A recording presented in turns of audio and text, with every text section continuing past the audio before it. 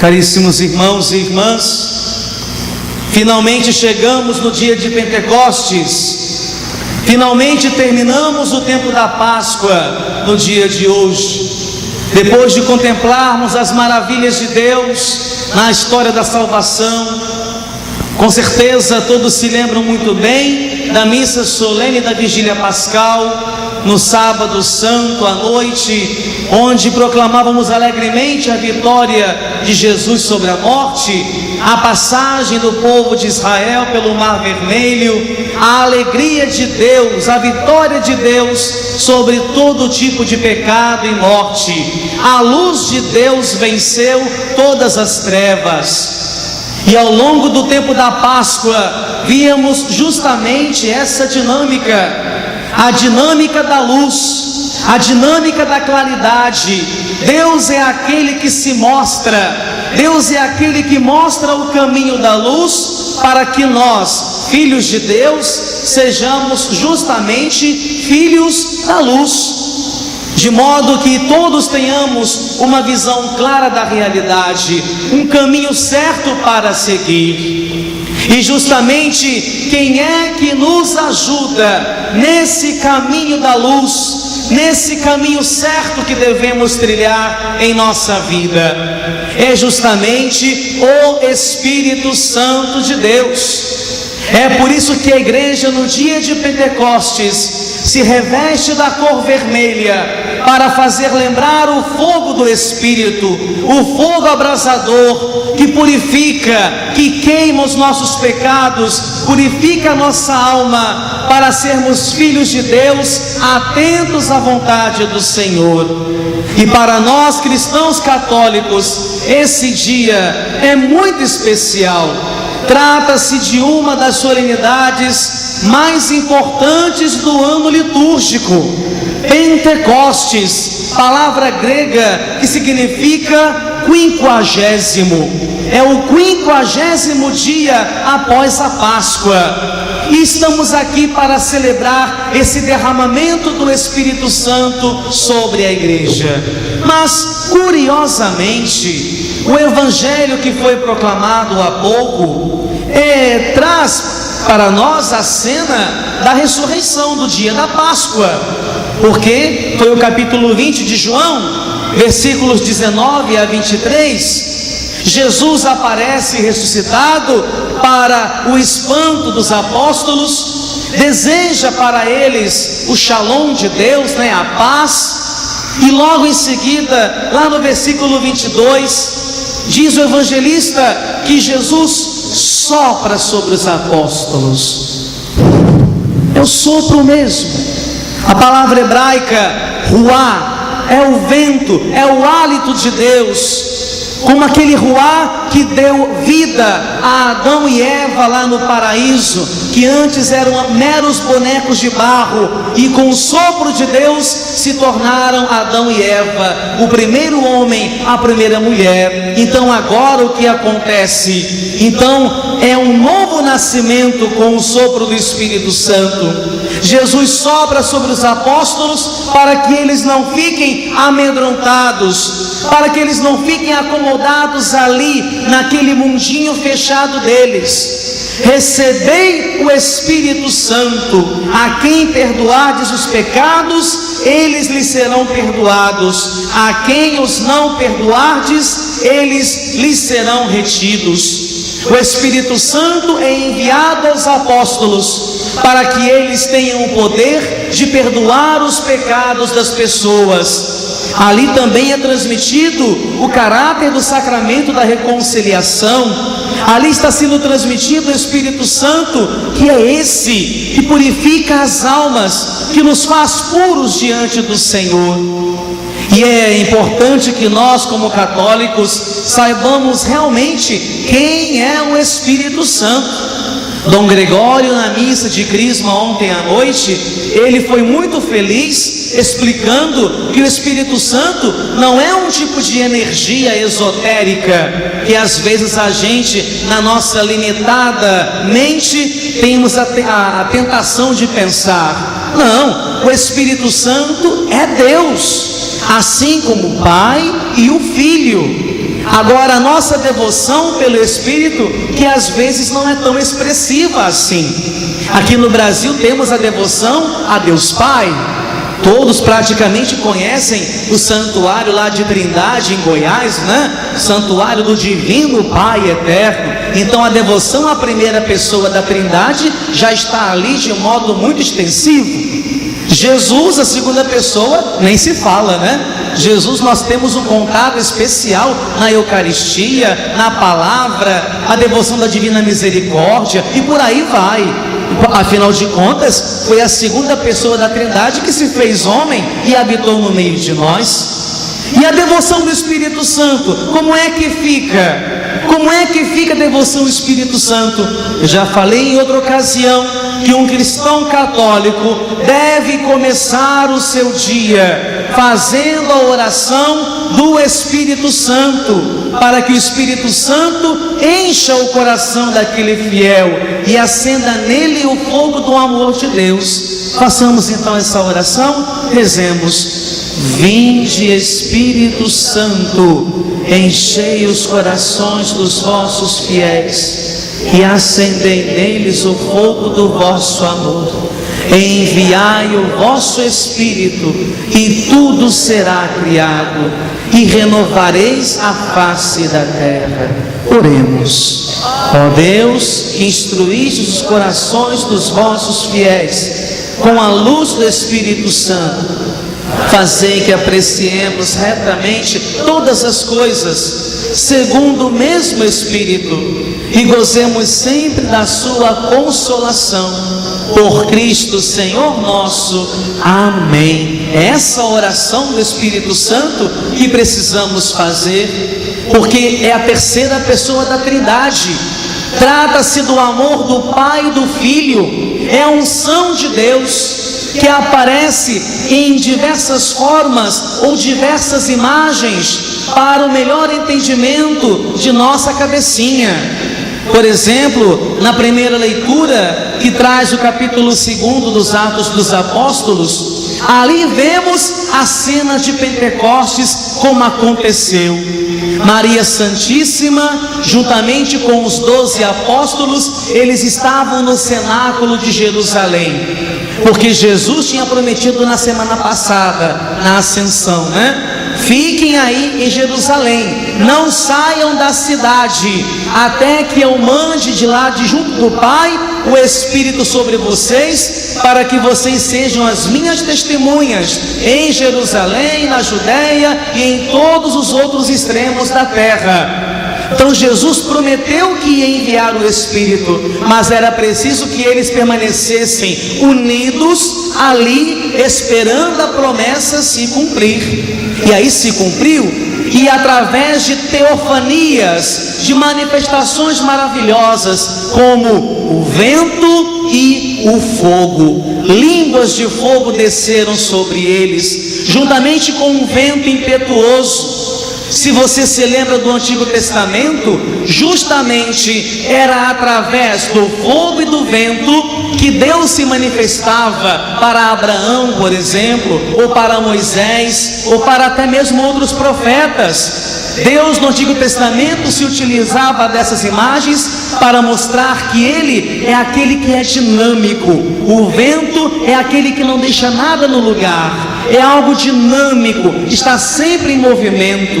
E o fogo, como dizíamos, é aquele que queima, que transforma, que dá uma nova forma a qualquer coisa, para simbolizar justamente a ação de Deus. É assim que Deus age, de modo dinâmico, de modo transformador. E assim o Espírito vai descer sobre Maria e os apóstolos naquele cenáculo. E a partir daquele instante, a Igreja Católica Apostólica Romana passa a acontecer realmente, porque até então os apóstolos estão ali fechados, com medo de sair, porque Jesus tinha subido aos céus, estavam todos com medo que se saíssem daquele espaço, eles seriam presos, eles seriam mortos, seriam executados. Foi só descer o Espírito sobre eles, que todo medo caiu por terra, que toda preocupação caiu por terra. Nada mais podia impedir de anunciar o Evangelho. Então, cheios do Espírito Santo, eles saíram daquele cenáculo e começaram a falar de Jesus para as pessoas. E eles eram judeus, falavam basicamente o aramaico ali, né, que era o coloquial do povo judeu. Mas como acontecia a festa das tendas lá em Jerusalém, judeus de várias partes do Império Romano estavam ali em Jerusalém. Como víamos, os partos, os medos, os elamitas, os da Frígia, da Capadócia. Então eram pessoas de diversas línguas diferentes. E o grande fenômeno das línguas, o grande fenômeno da glossolalia aconteceu. Os apóstolos, que eram homens simples, mas porque estavam cheios do Espírito Santo, falavam de Jesus com todo o coração, e esses homens e mulheres estrangeiros entendiam nitidamente a mensagem do Evangelho. É um milagre do Espírito, o milagre que faz com que todos entendam a mensagem de Deus. É a linguagem do amor, a linguagem da evangelização. E assim o Espírito aconteceu, e a igreja começou ali, porque a igreja é isso, é um povo conduzido pelo Espírito, é um irmão ajudando outro irmão a conhecer a pessoa de Jesus, sempre unidos no Espírito Santo. Se você reparou, tanto na primeira leitura quanto no Santo Evangelho, o Espírito Santo desce sobre os apóstolos, porque eles estavam reunidos como assembleia, reunidos como irmãos que se amam, que querem o bem um do outro. O Espírito Santo não pode descer no coração de uma pessoa que é egoísta, que se isola, que não quer ficar perto dos outros, aquela pessoa que fica fechada no seu mundinho. Não! Temos que saber viver como igreja, como irmãos. Somente assim, vivendo o amor, a união e a fraternidade, é nesse ambiente que o Espírito desce. É nesse ambiente que o Espírito desce e transforma os corações daqueles fiéis. Precisamos então pedir os dons do Espírito para as nossas necessidades. Se você recebeu o sacramento do batismo e da crisma, por exemplo, tenha a certeza, o Espírito Santo em plenitude está sobre você. Os dons do Espírito estão sobre você, mas é preciso que você clame a necessidade deles na sua vida.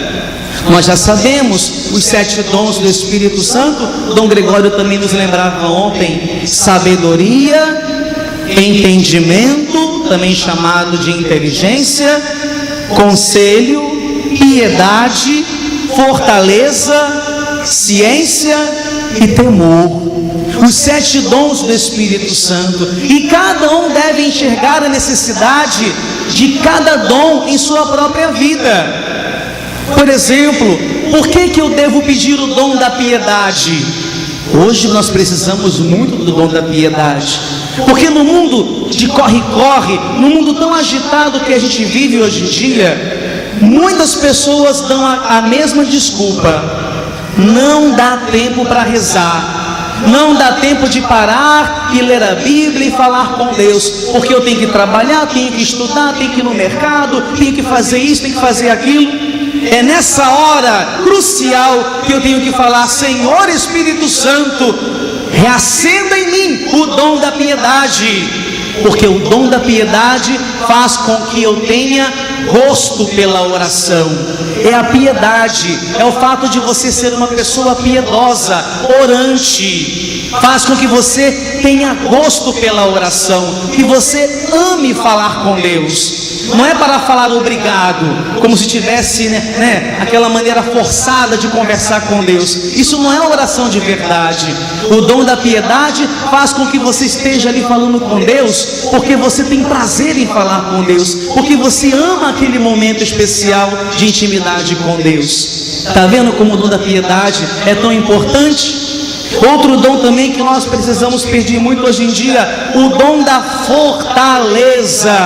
Sim, o dom da fortaleza para sermos fortes. O que tem hoje em dia por aí de pessoas tristes, cabisbaixas, que se entregam realmente à depressão, que se entregam a uma situação, de derrota espiritual tremenda. Essas pessoas, de modo muito especial, deveriam clamar: Senhor Espírito Santo, me dê o dom da fortaleza. Eu preciso ser forte nesse combate. Eu não posso ser fraco. Eu não posso me deixar vencer por essa situação, por essa tribulação, não. Me dê o dom da fortaleza, Senhor, para que eu não fique cabisbaixo, mas que eu seja forte e me mantenha de pé dentro desse combate espiritual. E por aí vai. Cada um realmente deve enxergar a necessidade dos dons do Espírito, para daí gerar os frutos do Espírito Santo, que são 12 frutos que São Paulo escreveu lá no capítulo 5 da carta aos Gálatas. Quais são os 12 frutos do Espírito Santo que precisam ser mostrados por nossas vidas cotidianas? Amor, alegria, paz, paciência, longanimidade, bondade, benignidade, mansidão, fidelidade, modéstia, continência e castidade. São os 12 frutos do Espírito Santo. Em outras palavras, são as formas práticas de mostrarmos para os outros que realmente o Espírito Santo mora em nós, habita em nós. Como que nós devemos realmente pedir também tais frutos em nossa vida espiritual? Vamos então fazer essa prática, minha gente, de pedir o Espírito todos os dias, de sermos amigos, devotos, íntimos do Espírito Santo. Santo Agostinho definiu muito bem o Espírito Santo. Ele dizia que o Espírito é o doce hóspede da nossa alma. Sim, o Espírito Santo mora em nós, age em nós e age na igreja toda. Quer ver uma comparação, uma analogia para você entender como que o Espírito Santo age na igreja? Olhe você mesmo, o seu corpo. Por que o seu corpo pode andar, pode falar, pode respirar, etc? Porque dentro de você está a sua alma. O dia que ela sair daí, meu amigo, você vai virar cadáver, porque a sua alma vai para o céu. Tá certo? Então é a alma que sustenta o nosso corpo. O dia que a alma se separar do corpo e vai estar com Deus, o nosso corpo vai virar um cadáver.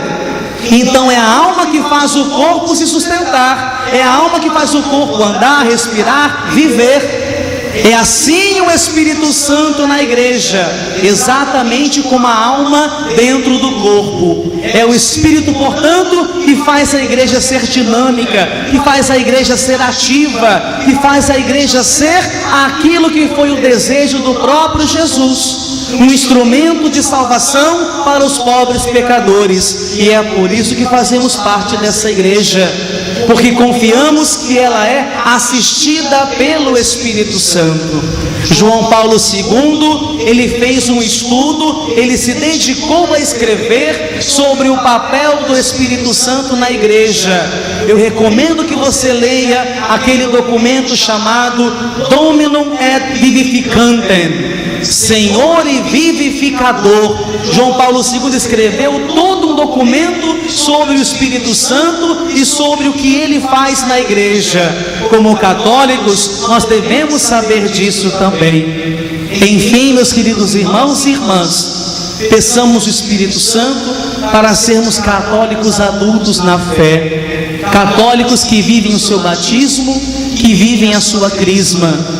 No batismo, aquela água simplesmente não estava lavando só a nossa cabeça. A água era apenas um sinal para mostrar o que estava acontecendo naquele instante. Era a graça de Deus que estava lavando a nossa alma do pecado original para nos tornarmos filhos de Deus. Ontem mesmo na crisma aqui, não foi só uma questão de óleo na testa das pessoas, não foi só um óleo na cabeça de cada um. Foi o Espírito Santo que se utilizou daquele óleo sagrado para ungir aqueles jovens e aqueles adultos, para que a partir daquele instante se tornassem católicos adultos na fé, prontos para a missão do dia a dia. E por aí vai. O Espírito Santo é esse, que age, que sopra onde quer, como Jesus dizia para Nicodemos no capítulo 3 de São João, né? É esse que sopra onde quer. É por isso que temos que nascer de novo. Afinal de contas, o Espírito Santo supõe um corpo novo, um homem novo, uma mulher nova. O Espírito Santo só pode agir em quem tem a vontade de viver uma vida nova, não em quem pensa em ficar vivendo a vida errada do passado, mas quem tem a certeza que sabe que precisa mudar, sabe que precisa melhorar. Então é o Espírito que faz esse milagre acontecer. Se você não pedir a presença dele, se você não clamar a unção dele, você não vai melhorar, vai continuar a mesma coisa. E para continuar em cima do muro, a mesma coisa, não vale a pena viver assim. Peçamos então o Espírito Santo sobre nós, sobre a nossa juventude, sobre toda a nossa paróquia. Louvado seja nosso Senhor Jesus Cristo.